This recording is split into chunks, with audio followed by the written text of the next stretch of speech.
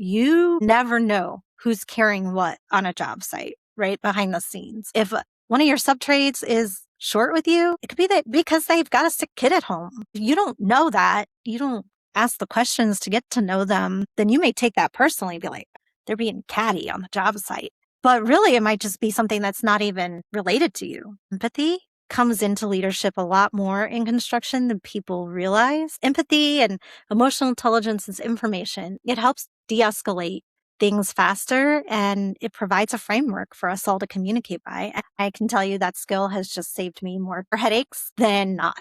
Welcome to Return on Empathy, a podcast brought to you by the Empathy Collective, a community where leaders come together to navigate change without losing their humanity. Whether you are a plant manager trying to humanize the factory floor, a small business owner wanting to build a strong culture that lasts, or a corporate executive striving to prevent burnout in your team, you belong in this community.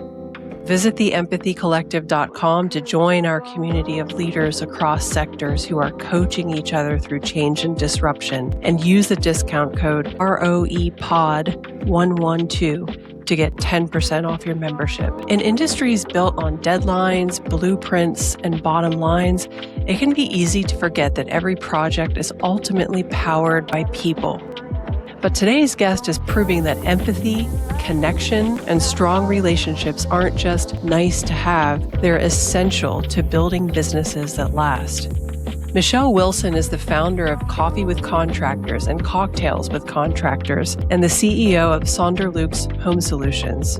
She operates at the intersection of construction, leadership, and community building, creating spaces where builders, designers, trades, and decision makers come together not to compete, but to collaborate. In a field that has traditionally been fast-paced and male-dominated, Michele is challenging the status quo with a leadership style rooted in empathy, trust, and clear boundaries.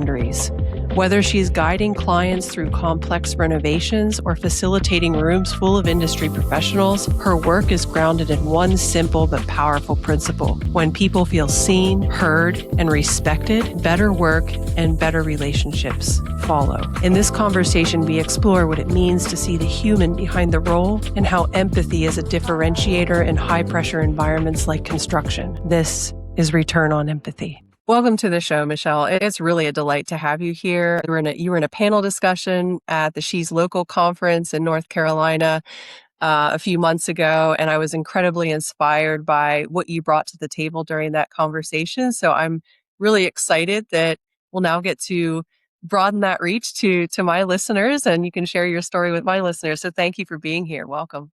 Well, thank you, Rebecca. I'm happy to be here. Thank you for having me. So where do we start? Let's start with your personal story. I always start with that with my guests because it's always so fascinating to me, because you often think, here's a woman in construction, but you don't think about all the way from childhood. How did this individual get to where they are today? What shaped them as a human? And I think that's the most fascinating part. So what shaped you into who you are today? Very short version of this, because we could probably do a whole nother podcast on that, is I was born in Brazil and adopted twice, once to West Virginia and then again to Michigan. And I have an adoption story that took 17 years to finalize and become a citizen of the US and, all the things. And I think that has really shaped me when it comes to understanding people in general and rejection as a leader or even as friends or in life. And then growing up in Michigan, my dad that raised me, he's a master electrician. So I really got my start in construction from him. And he's a perfectionist and a little bit OCD. So he really taught me the standard.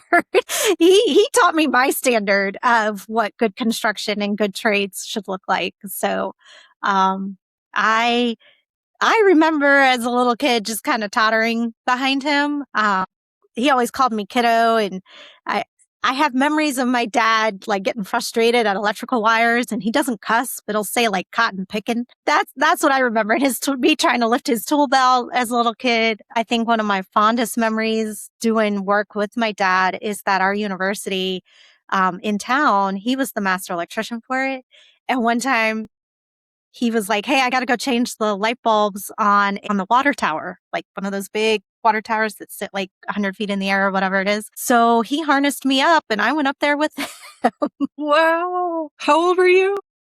Maybe like 12. I mean, it was long before this would have been an insurance issue or something, right? But I just remember climbing the stairs of that tower bit and then coming out on top. There's like a little trap door and we stood up there and it was a panoramic view of our town that I don't think I'll ever see again.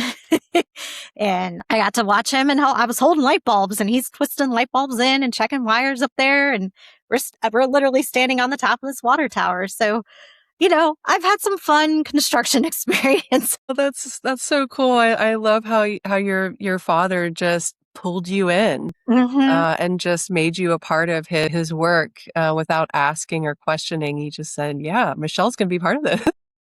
Well, and what's funny is I did the whole thing. College, my degree's in Spanish. Like, it's not anything construction related, although I use it on the job, but it's mostly slang. But I didn't know when I went to college that construction was an option, even though my dad was in construction. So, like, there's kind of that oxymoron going on there. And I was like, well, if I would have known that, I'm not sure I would have actually gone to college.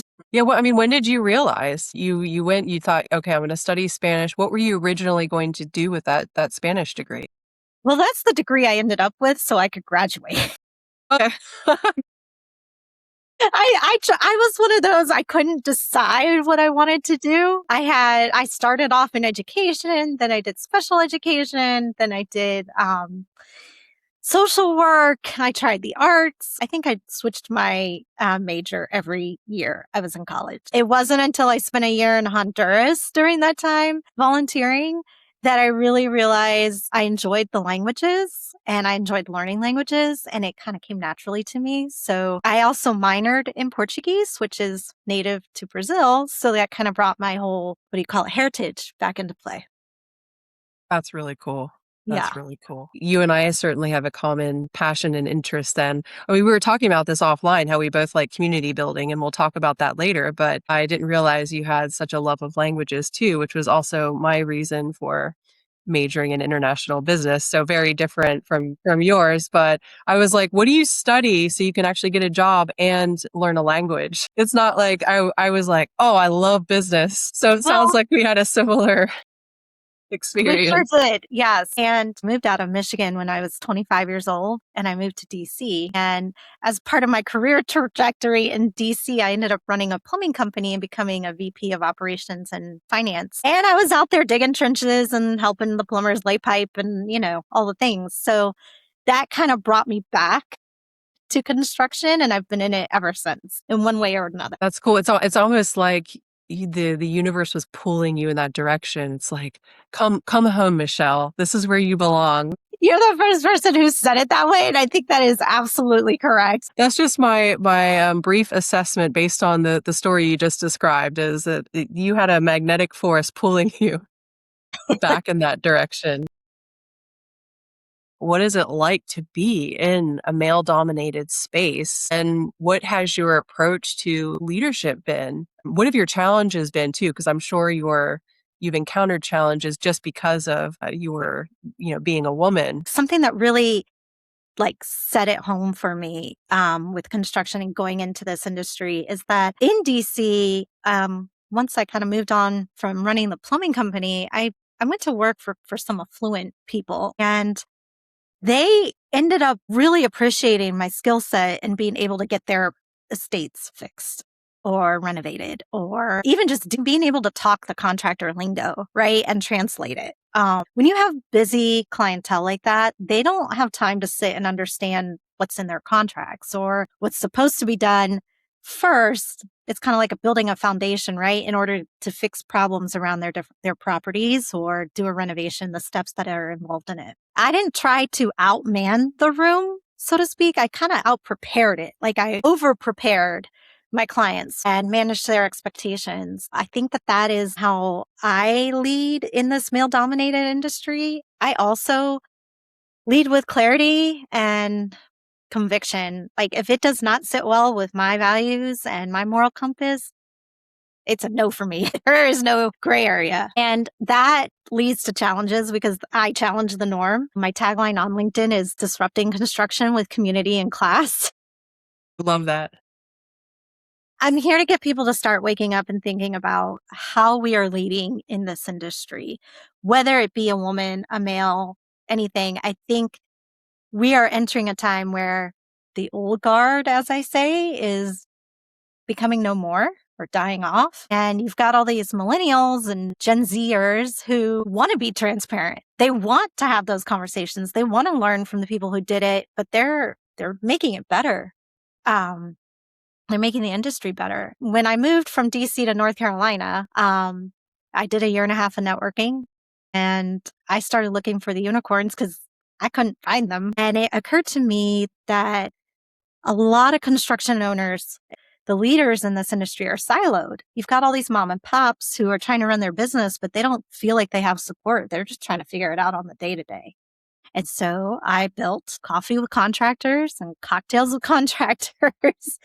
And I did it to bring people in the industry together, to bring a community together. And for me, it's not just networking. It goes way beyond that. It's really about restructuring who gets access and why in the industry. And then, of course, when Coffee with Contractors took off, I doubled down and Cocktails with Contractors came out of that. The format just wasn't big enough for the community I built and am building. That's it in a nutshell of being in a male-dominated industry is just be confident in what you're doing. You don't have to be intimidated to be in construction. The right people will support you and find you in it. And I love your tagline about being disruptive. What is it about the construction industry that you are disrupting, Michele? Like what was the status quo that you're trying to challenge? So it's exactly what I was saying before is that one, we're all siloed. And two, construction, as we all have heard, is very transactional. There's a lot of you pat my back, I'll pat your back in this industry. And there's not a lot of transparency or clarity about what is happening. So I was seeing homeowners getting taken advantage of left, right, and center. Contractors just not taking the time to sit with their clients and educate them. I also saw a lot of contractors who know their skill but can't run their business. Through Coffee with Contractors, we do educational panels on like risk management, fraud in construction, all the things, right, that we can help educate each other. And then at the same time, it's about building the community and building the relationship. Me personally, any sub that I want to work with, I sit down and actually get to know them. I take them out to lunch or we meet up for drinks after the day. Getting to know your people makes a huge difference in construction. And I think it paves a pathway for the industry to run better, like a smooth oiled machine. Construction used to be that. It used to be the thing that was cool. And then somewhere along the way, it lost its viability, so to speak. And I mean, we've all heard the stories, so-and-so got screwed over or their project went way over budget and all of that. So I want to heal the industry. I want to help heal the industry and I want to make it safer and better for more women to be able to stand in there and more minorities to have leadership roles in it. I love that. I love that form of disruption that you're trying to infuse the relationship building component. Because my experience with construction has been exactly what you described as the status quo. Very transactional. Here's the deadline. Here's the budget. These are the results we want to achieve. So the relationship building piece seemed like almost maybe we'll deal with that if we have time. And there are a lot of moving parts and a lot of people involved with those moving parts. So I'd love to know, from your perspective and your experience trying to focus on that relationship building piece, where do you see that making an impact, not just on the client, but also the leaders involved, the contractors? Where are you seeing the biggest impact? So I'm going to back up a little bit on that question. I am EQI certified, and you being in empathy and leadership that you probably understand what that is. But for those who don't, it's literally a psychosomatic assessment tool that measures your emotional intelligence across 15 competencies in interpersonal relationships. So that tells people how you handle stress, your impulse control, your stress tolerance. I don't just use this, or I didn't just develop this on job sites. I studied it. And by studying it, that certification, it just changes how I lead and how I want to interact with everyday individuals. You never know who's carrying what on a job site, right? Behind the scenes. If one of your subtrades is short with you, it could be that because they've got a sick kid at home. If you don't know that, you don't ask the questions to get to know them, then you may take that personally and be like, they're being catty on the job site. But really, it might just be something that's not even related to you. Empathy comes into leadership a lot more in construction than people realize. It's information. Empathy and emotional intelligence is information. It helps de-escalate things faster, and it provides a framework for us all to communicate by. I read the room before running any coffee with contractors, before getting on any job site, before sitting down with clients. Like, I read the room. And I can tell you that skill has just saved me more headaches than not. What made you decide to get that certification to begin with? We all have life that happens. During the year of 2021, had a lot of family trauma happen. I lost a sister. My mom had a stroke. It was a lot of medical things. We all got COVID, pneumonia. It was a crazy time.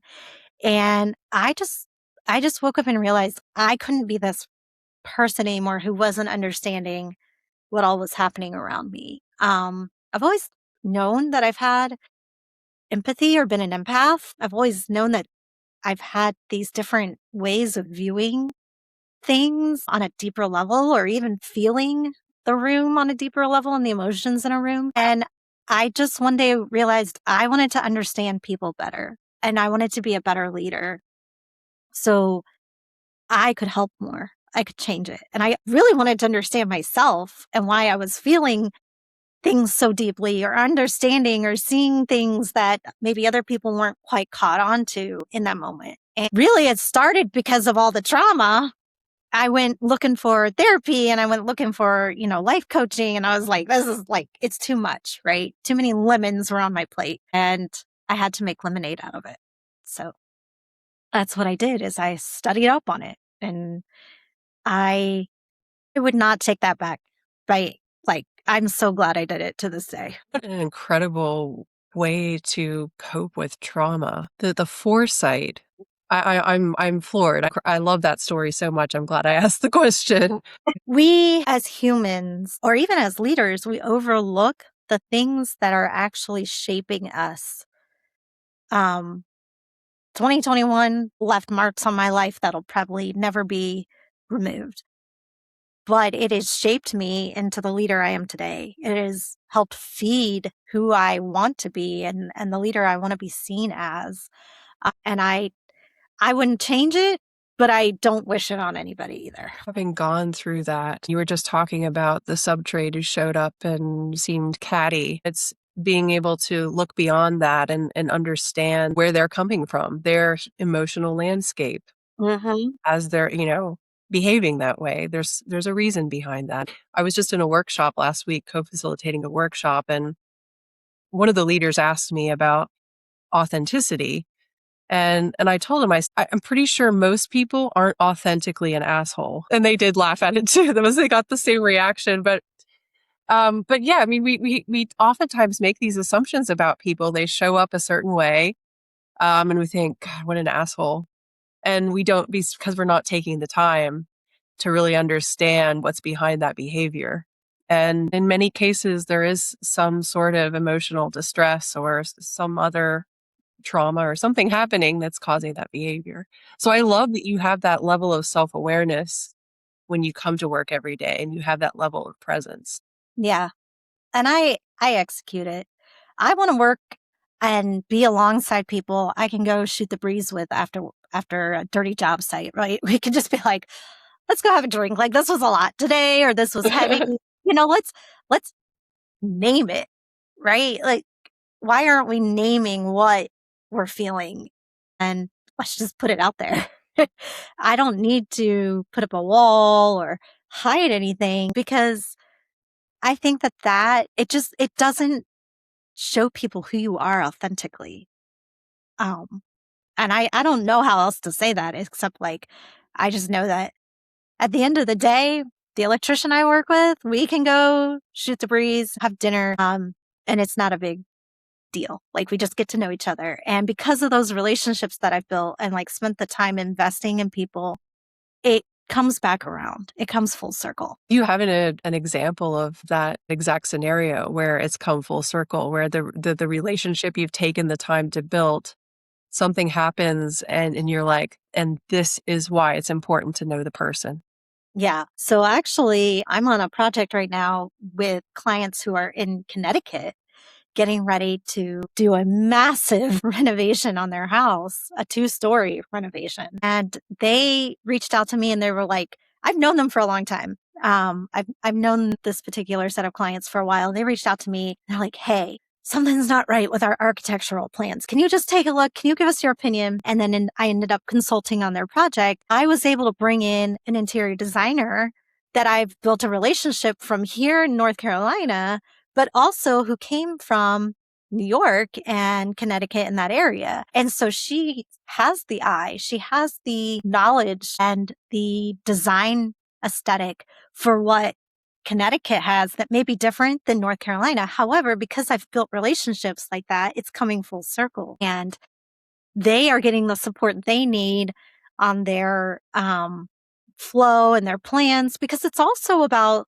for me, helping clients actually live in their homes, helping homeowners like enjoy their home.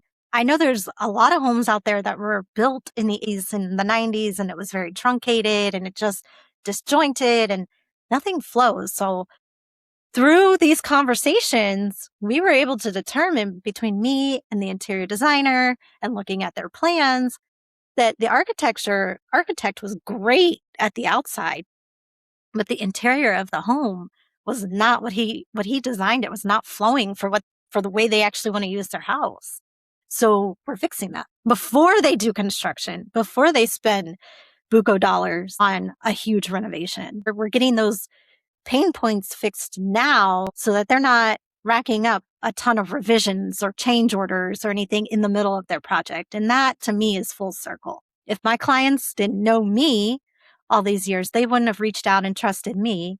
And if I didn't build the relationships I had with the designers, I wouldn't have had somebody to refer them to and be like, hey, this person can really shed some light on this. If you are loving this conversation with Michele, this is exactly the type of stuff we are diving into in our online community, the Empathy Collective, where human-centric change leaders across sectors solve their toughest problems together. All leadership levels are welcome, from the front lines to the C-suite. If you would like to join the Empathy Collective community, visit theempathycollective.com and use the discount code ROEPOD112 to get 10% off your membership.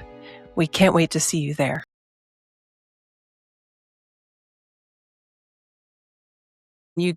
I'm sure there are a lot of folks in construction who have contacts who they could bring in, like, oh, I know an interior designer, I know this person, but the deep relationship, it could be missing, right? So, I know a specific person who's lived in your region, who understands what you're going through, and she'll be able to work some magic. So I love that you shared a story with me, another renovation project that you were doing for a client who was experiencing a lot of decision fatigue, and they were experiencing life stress. So all these things happening during this big project. I'd love you to talk about that story a little bit, because you mentioned how empathy and your emotional intelligence training really was super helpful during that moment with the client.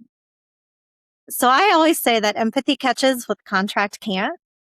I always have really great clients. I don't think I've had a bad one yet for the most part. I had a client, like you said, who was just overwhelmed with the decision fatigue. We were doing a kitchen renovation, and I mean, their kitchen was stuck in the 80s. It was that orange cabinets, the orange wood on cabinets, the bulkheads, just not. And this client of mine loves to cook. Like, it's her favorite thing in the world to do is cook and just make meals for her loved ones and share them. And she's like, I cannot stand my kitchen. Like, she hated it. And so she kept hemming and hawing and going back and forth, because we've all seen it where you have that little pantry door and the pantry's about this big and you're trying to cram all of your groceries in it. My pantry. Yeah, right. You're like, you've got this much space for this much I groceries. need to hire you. I took one look at it and I said, hey, I think you need to consider taking out this pantry and like, let's build something that would be better use of space. No, I can't do that. I can't do that. No, the pantry stays. Like, kind of pushed back on me. And I was like, okay, it's your kitchen. If you want to keep but it's not going to fit with everything else we're doing. Like, it's going to kind of stand out. No, it's fine. We're not going to do it. I won't spend the money on the pantry. Let's just do where the cooking and the cabinets. We'll do that. Well, I brought in a designer again. And the designer said the same thing. And we ended up completely taking out the pantry. And when she saw the designer's wall of built-in just spectacularness, she loved it. Like, it had, from floor to ceiling, there was storage and drawer pullouts, and there was no like trying to fit your groceries into this little tiny cubbyhole of space. So I think it's like decision fatigue. And I use decision fatigue as a business strategy when people are overwhelmed trying to decide. I mean, you've got at least 70 decisions to make before you ever start a construction project. What kind of lighting? What kind of shelves are you going to use? What kind of wood for the cabinets? Are you painting them? Are you staining them? Like, the list goes on and on. I try to really take that. And for this client, I did the same thing and just like, hey, here's a bird's eye view of every moving piece of your project. Here's what's ordered. Here's what's not ordered. Here's what the proposal said. Here's what the cost actually ended up coming in. Like, I take all of that and wrap it up into a pretty bow for them so they can just see it from start to finish before they have to make all those decisions and get fatigued by it. Having gone through construction projects myself, I feel like you often get thrown stuff in piecemeal, like one by one, like, okay, now you need to decide on this. And then a week later, okay, now you need to decide on this. So rather than getting that bird's eye view, it starts to feel more overwhelming because you're getting it piece by piece and you're not seeing the full picture. So it just feels like things are being thrown at you. So I love that you're empathizing with the client there and you're really trying to think of what could reduce the stress on his or her end as much as possible. Yeah. Now, you're constantly trying to put yourself in the shoes of the client, put yourself in the shoes of the contractor. You have a lot of moving parts. You're trying to deal with people and their emotions. And how on earth, with this fast-paced environment, constant sense of urgency, how do you personally stay grounded while you're helping people regulate their own emotions and stress and trying to prevent other people from burning out and getting tired about the project? How are you helping yourself cope with all that? Well, one, I protect my peace at all costs. It is not negotiable for me. In construction and the construction industry as a whole, it kind of has been running on urgency and ego and clout.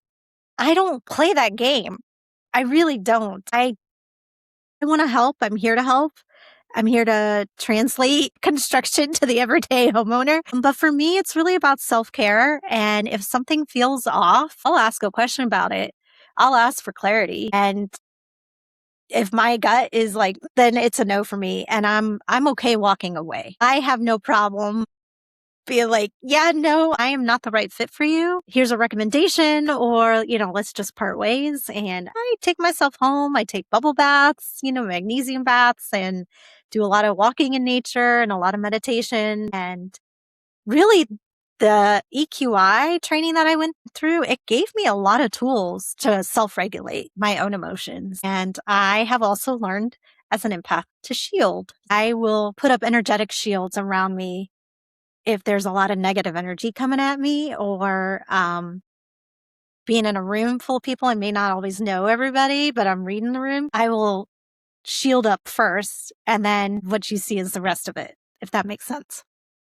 And it actually reminded me of something you said. I think it was during your talk when you were talking about your the community that you've built and how you would read the room. And if there were people who were in attendance who were contradicting your values or misbehaving in a certain way, you were not afraid to just fire them, just like get rid of, like, you cannot come back to this community. And I know I did not do your description justice, so I would love you to tell the story. But I think that's an important tool that you just probably inadvertently referenced in your toolbox, is how to reduce burnout in yourself, and how to self-regulate is to fire the fire the clients that don't align with your values, or anyone who's coming into your community who's not aligning with your values. You seem very steadfast about holding on to your values first. That's almost like your compass. So talk a little bit about that, and how you use that as almost like a superpower, I would think. It comes because of how I was raised. I was raised in a very conservative religious environment in Michigan, and it instilled in me a certain set of values or a moral compass. And integrity is not always being the loudest in the room. Sometimes integrity is just not swaying from who you are at your core.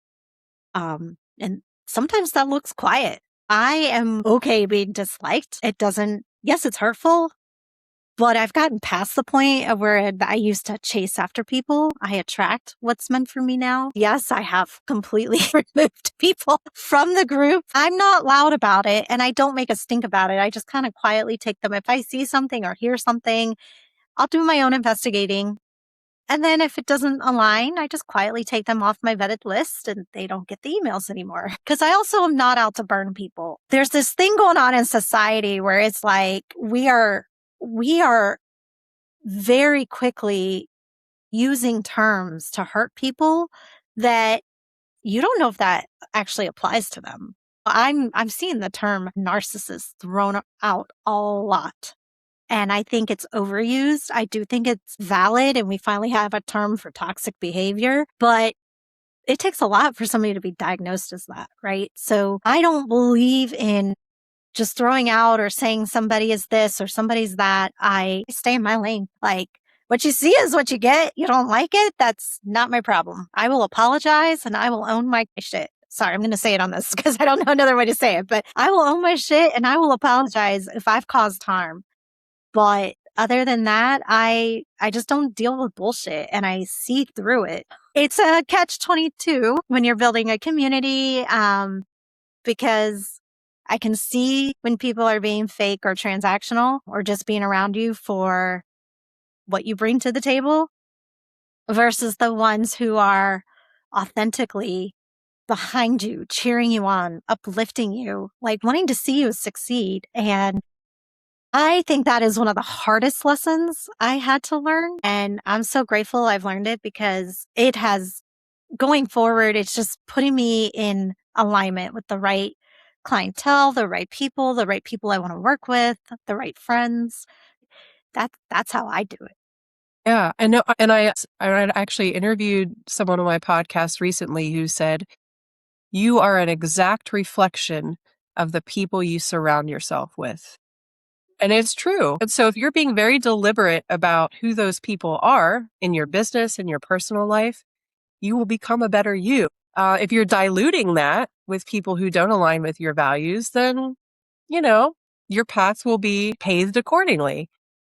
And so I think what you shared is so powerful, because I think a lot of people think that they need to be like a chameleon and adapt to the circumstances and the people and try to please everyone. I've known people pleasers. I used to be one. I'm still a recovering people pleaser. I am too. I understand it completely. But that's what leads to stress and burnout, right? Because you're constantly 100%. trying to make other people happy, and then you become unhappy yourself. I learned that the way I grew up. I was taught turn the other cheek, be the bigger person constantly. It's like shoved down your throat. But at what point does that turning the other cheek start causing harm to me and to who I am as an individual and what my core values are? All of what you've just said, I just love because it does cause burnout. People don't realize that constant hamster wheel you're going to burn out. And I did, and I have before. I think it's why I'm even more selective and more protective of the people around me now, the energies around me, and my own energy, because I've had burnout. No, and it usually comes from a place of experience, right? You have to go down that path and go through that journey in order to get to the place where you are today, which makes it even more powerful. And I think there's a lot we can all learn from you, Michele. So thank you for sharing that story. I'm inspired by how strongly you feel about your values and how you're sticking to them. To me, that's powerful. And I'd love to dig into the final piece of this conversation, which I do with my guests. I started doing this year because I feel like your response, I'm like super excited for your response now based on the conversation we just had. So for those of you who are maybe joining the podcast for the first time and aren't really familiar with the passing of the empathy torch, we've been doing this just this year as a trial to see how it goes. But I really wanted to do it to connect my guests better with each other. Because what I realized was I am so fortunate to know all my guests personally and listen to their journeys and just learn from them. And it's wonderful and it's a gift and I'm thankful for it every day. But my guests don't often get the chance to connect with each other, or don't know each other at all. And so I decided to launch this initiative where the guest shares an empathy challenge for the next guest to address or to respond to if it's a question. And then I share the responses with the guest. So you're seeing how a school principal is responding to a corporate executive's challenge. So, across very different industries, very different experiences, but very similar challenges. So I'm excited to share the challenge that was given to Michele from my previous episode, which was actually with a panel. So a very unique situation. I had 4 guests on my show from very different backgrounds. Carlos is a certified executive coach. He's also a Clifton Strengths coach. And then I also had Paula and Polly. One's a psychotherapist and one's a psychologist. So they were coming at the topic of toxic striving from a very different angle. And we were talking a lot about achievers and overachievers and people who are constantly striving for the next milestone, the next objective, the next promotion. And I mean, you were talking about hamster wheels. This is the person who's on the hamster wheel and they're just constantly striving for the next thing. The question the group had was those individuals who perhaps are very talented at getting things done, right, naturally. But that may go too far at times where their relationships start to suffer, their ability to complete what they committed to starts to suffer. And eventually they start to suffer because they're not putting in that to-do list something like listening, right? So I think the question could be, or the challenge, right, could be, how do you prioritize understanding others, or just simply how do you prioritize listening, right, to others? And in doing so, I think ultimately it allows you to self-reflect and hopefully take you off the edge of exhaustion, of overdoing or overextending, of an internal fight, right? If it's a client, part of what I offer is I will literally come in for an hour and a half and I'm like, lay all your pain points on me before we get anywhere, right? Tell me what your vision is for your renovation. Let me just hear how you want this space to work better for you. I take all of that and put an idea or a design in place. Usually I'm working with designers to go back and translate that, but that's how I do it one way with the clients is I will sit with you. I will just sit with you for an hour. I'll take measurements and pictures and we'll do all the, logistical things. But part of that is tell me your pain points for your space that you're wanting to renovate so we can make it work better for you. If it's contractors or trades or my community, I'm constantly asking for feedback from them. With Coffee with Contractors, Cocktails with Contractors, I built it because of the community. Really, the community built it. I'm just the one who gets to lead it. And I ask almost after every event, what did you like? What did you not like? I also follow up and do a lot of one-on-ones. There's constantly new people coming into the group or wanting to get access to the group. And I will follow it up with a one-on-one. If I see somebody, I'll be like, hey, I want to build a relationship with you. You're somebody I think I could refer out. You seem like you have similar values to me. So I will schedule a coffee date or a lunch date and we'll just go talk and I'll get to know them and I get to know their business and I listen. So that's how I personally do it in the business world. I love that. I love both of those examples of doing the one-on-ones. I think people don't think about taking the time to meet one-on-one with people and get that deep dive into Yeah. what they're experiencing. Even my sub trades, I can text them, be like, hey, I sent you a request for your numbers. And they'll be like, haha, it's been a busy day. I'm just hopping in the van now. Like we have a friendship now. It's not weird for me to just pick up the phone and be like, hey, I need this from you, or hey, I have a question. I know they'll always answer. You know, that's what that one-on-one relationship building has done for me. And for them as well. Initially, the mental barrier is, oh, if I take the time to do these one-on-ones, that's going to slow my work down. But what I understand based on what you described, and I think the audience will appreciate, is by building those relationships and having those one-on-ones, taking the time to do that, you are actually accelerating the process because you're probably getting less hiccups, less issues coming up because you don't have that relationship established and you're trying to figure things out on the fly. Am I assessing that correctly? You are assessing that absolutely correctly. Another prime example of that is my cabinet guy. We have such a great relationship. And I know if I don't hear from him in 3 to 4 days after sending an email, because he always is pretty like on top of it, I know I can text him and be like, hey, I sent you something. And sure enough, he came back. He was like, hey, we finally moved into our bigger space. And it's been a whirlwind of getting that up. He goes, I'm so sorry. Thank you so much for your patience. Like he was gracious of me for reminding him there was a, request in a email. And it's because I took the time to build a relationship with him, right? There's no, you're ignoring me, or there's no gray area. There's nothing to question. We're just honest with each other, what's going on in each other's lives. And it really, you're right. It accelerates the process. I can usually get a full bid turned around in 2 weeks, pretty much as accurately as possible with a few allowances if somebody's late on their number. But I can usually do that because I've built those relationships. That is such a perfect example of breaking down that perception that relationship building, listening, oh, it takes up so much time. It's going to impact my productivity, blah, blah, blah. But in fact, it's actually helping you do business better. My clients are not waiting months for a proposal or getting ghosted and never hearing about it again, because I can actually, I know what my subtrades need by having built and how they run their business. So I know like what measurements, or like my electrician, he's like, I can bid off if you show me a picture of the panel and you show me where they're wanting to put lights, like more often than not, he can bid off of that instead of having to actually schedule another in person and taking up the homeowner's time. So it's all about efficiency too.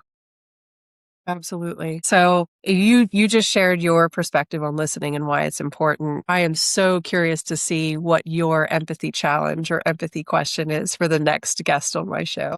Yes. So my empathy challenge, passing the torch, is where in your work are you using urgency as an excuse to skip the human conversation? And what has that actually cost you? I love that question so much. I love it particularly because at the workshop that I came out of last week, I was co-facilitating with my dad, who's a safety leadership consultant. So he had asked me to bring an empathy component to his workshop. And so these are people who sometimes, even with good intention, prioritize urgency over human safety. So someone gets injured, goes to the hospital, and in some cases, you see deaths in the workplace because urgency was prioritized over relationship building and understanding the context of the situation. So fresh out of that workshop, this question feels incredibly important right now. Something very, very true about construction. When we go into a state of mind of urgency, that's, in my opinion, when mistakes are made and people get hurt and injured. So it's okay to slow down. What a great way to wrap up this conversation. It's okay to slow down. In the world we're living in right now, where we all feel like we're running at the speed of light, Yep.